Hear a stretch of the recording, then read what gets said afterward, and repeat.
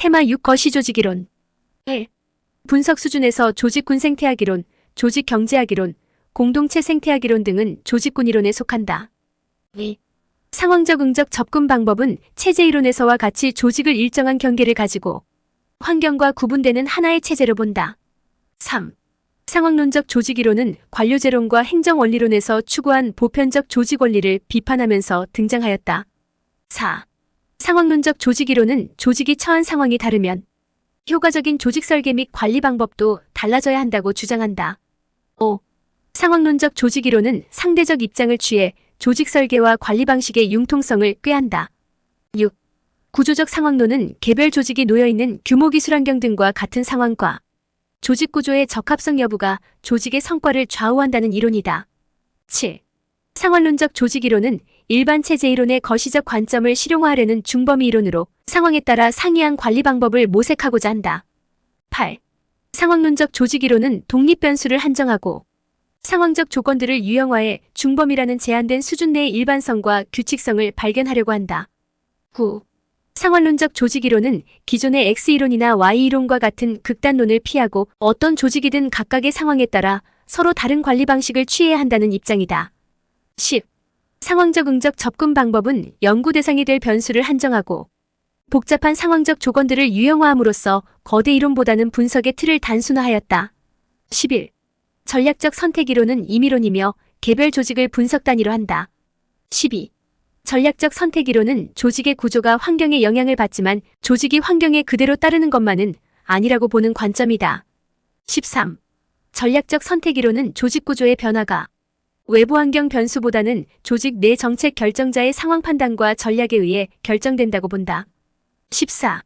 전략적 선택이론은 조직의 변화는 조직 내 특정인의 의사결정의 산물이며 재량권을 지닌 관리자의 자율적 판단이나 의지에 의해 조직의 생존과 번영이 결정된다고 주장한다.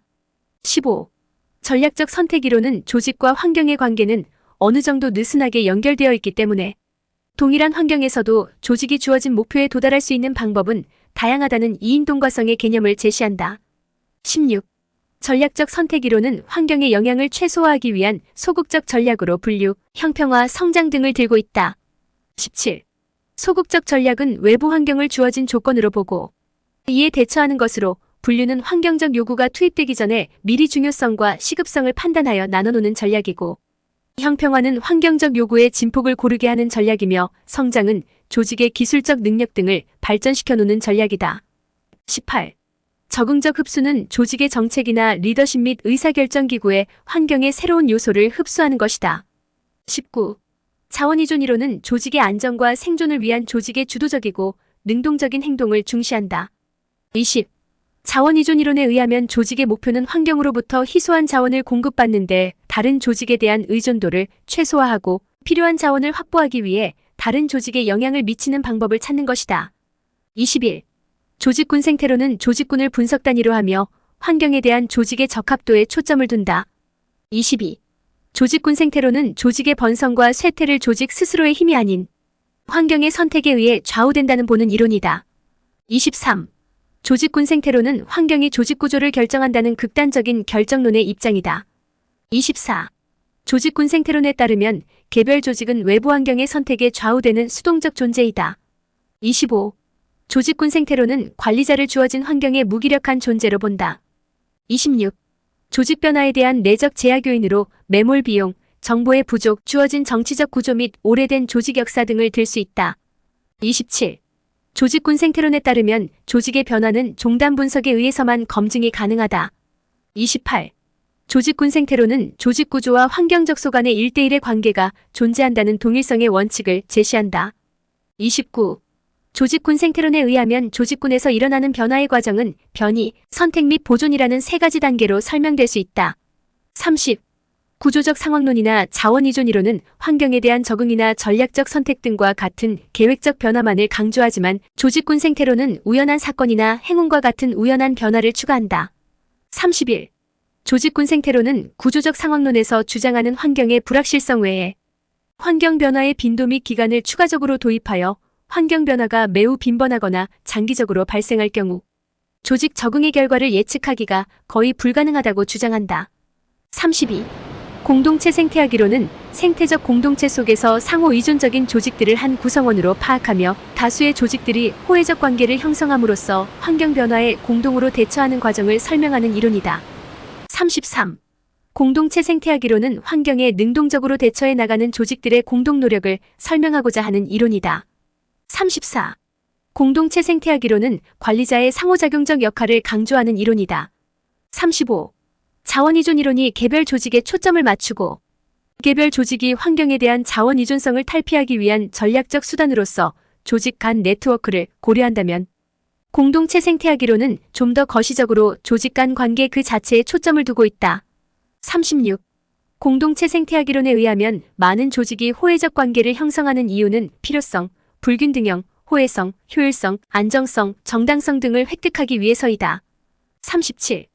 거래비용 이론은 조직이 생겨나고 일정한 구조를 가지는 이유를 경제학적으로 설명하는 접근 방법이다.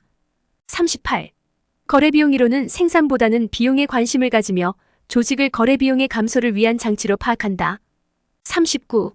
거래비용 경제학에 의하면 자산의 특정성과 정보의 편재성이 거래비용을 증가시키는 요인으로 작용한다. 40. 자산의 특정성이란 자산의 성질상 거래의 대상이 그 사용처나 사용자를 쉽게 떠날 수 없어서 이를 억지로 떠나게 할 경우 나타나는 손해의 정도를 말한다.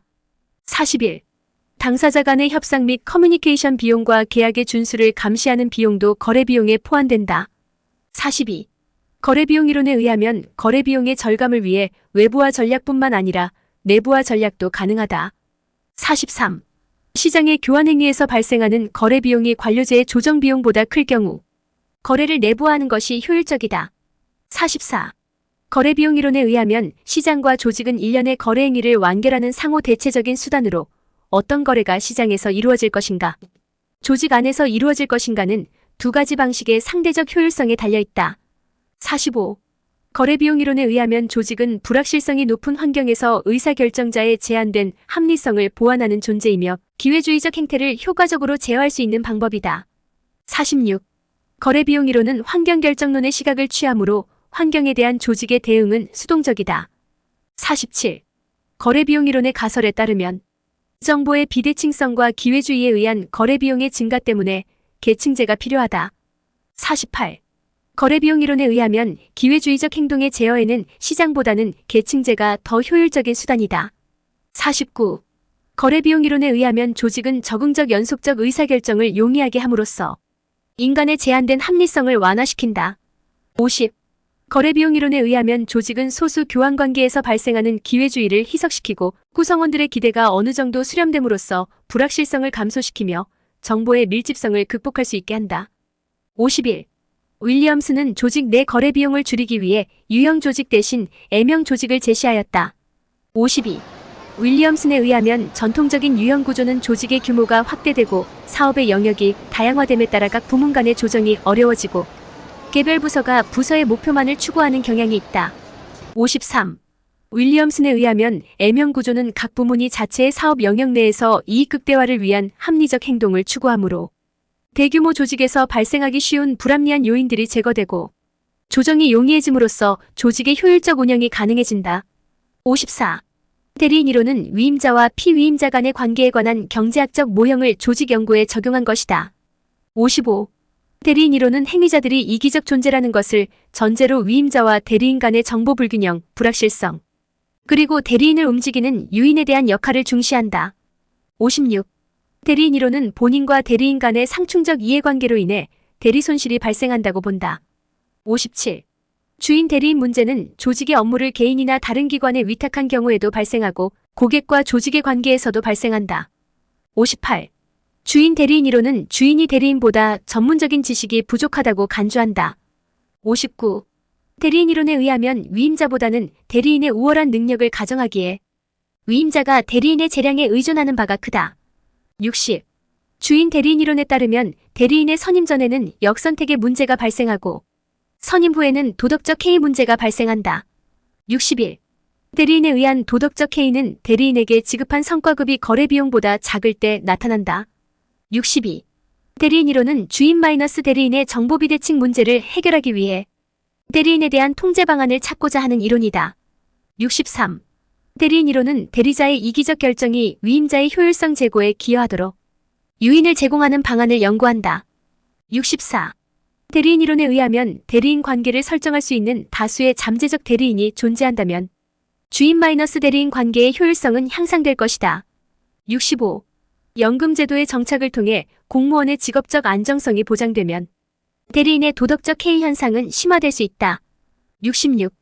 대리인 이론은 일의 흐름에 따라 편제된 수평적 조직구조, 정보의 균형화, 성과 중심의 대리인 통제, 인센티브의 제공에 의한 대리 손실의 최소화 등을 강조한다. 67. 대리인 이론은 경제학적 가정에 기반하고 있으므로 비경제적 요인을 간과하고 있다는 비판을 받는다. 68. 제도화 이론에 의하면 사회에서 공유되고 일반적으로 통용되고 있는 가치나 절차가 조직 행태에 반영된다. 69. 제도화 이론은 횡단 면적 조직 분석을 통해 조직의 동형화를 연구하는 이론이다. 70. 제도적 동형화론에 의하면 조직의 장이 생성되어 구조화되면 내부 조직뿐만 아니라 새로 진입하려는 조직들도 유사해지는 경향이 나타난다.